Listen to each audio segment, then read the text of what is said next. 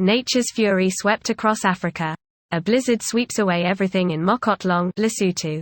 Natural disasters are major adverse events resulting from natural processes on Earth.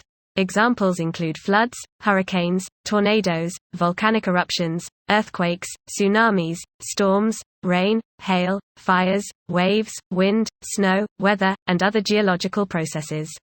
For anyone outside of the African continent who thinks that in Africa it never rains or snows, check out, look at all that snow.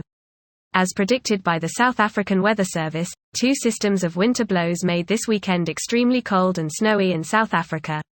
Afriski reported that more snow fell overnight and early this morning, with parts of the resort now snowing 15 to 20 centimeters. In fact, it has snowed so much that roads are currently closed to all class vehicles, until further notice.